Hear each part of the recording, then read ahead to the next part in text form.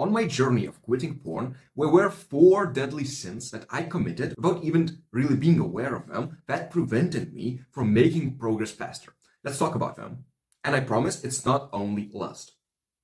So the first deadly sin, sloth. I knew that if I put in enough work, I would find a way to quit. I was just too lazy to do it. After a long time, I realized that my laziness stemmed from doubt. Doubt that my addiction has gone too far, that my case is worse than others, and that the sin will chain me forever. This doubt paralyzed my mind and my soul for a long time. Eventually, this is what helped me reframe my mind and break through this addiction. I found hope by changing my perspective. I understood that if my life was perfect, if I didn't have problems, if I didn't have challenges, faith would probably not mean much.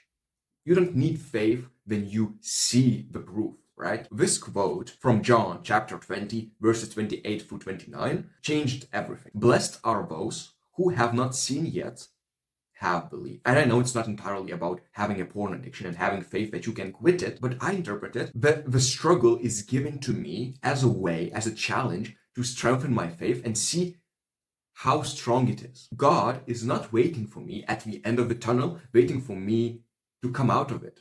He's right beside me, wanting to help me, waiting for me to realize that He's where, and waiting for me to make the first step towards breaking free. So that's how I solved sloth. Next deadly sin, wrath. Honestly, looking back, I'm not surprised that I had a porn addiction. I hated the world I was living in. I was angry at it because I grew up in a Christian family. I was taught about immorality and how to avoid it. I found myself noticing sins everywhere, even celebrated publicly.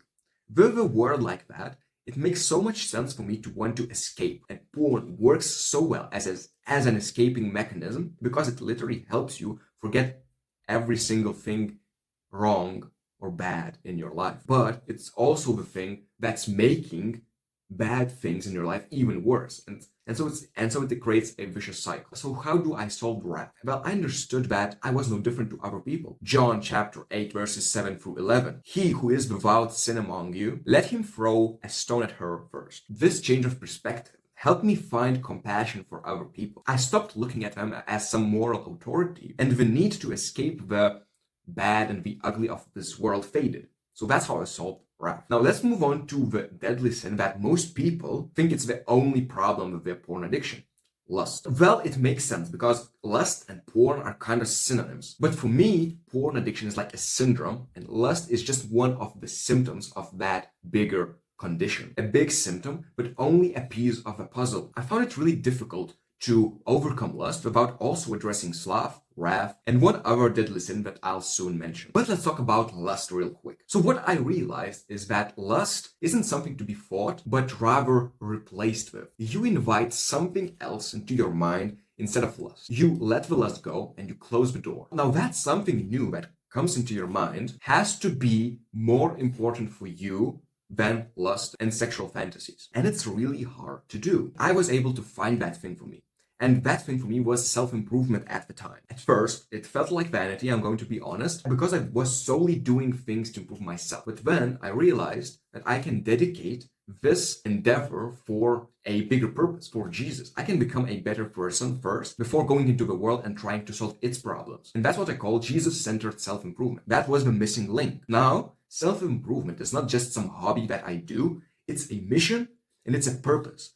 Something that occupies my mind instead of lust. Right now, when I lay in bed, I don't think about naked women.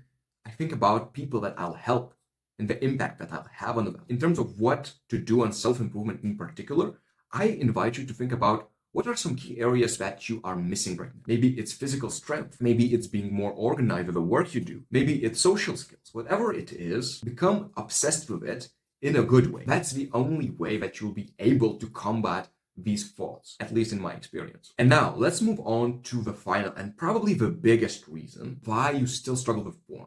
And it's pride. And pride is considered as the root of evil for a reason. At one point, I actually addressed the previous 3 deadly sins, and I went on a pretty decent no-fap streak, right? Maybe 30 days. But then I was presented with a challenge with pride, and I failed it. After those 30 days of nofap, I began feeling like I don't need to do the things anymore that got me to the place where I am. I stopped thanking God for delivering me from porn. I started becoming lazy again and angry at the world again, and began letting those lustful thoughts in my mind. My pride became so big that one day I even opened a porn website just to prove to myself that I'm not addicted anymore. I kid you not, I relapsed the very same day. Not only that, but then I went on a downward spiral where I started relapsing several times a day.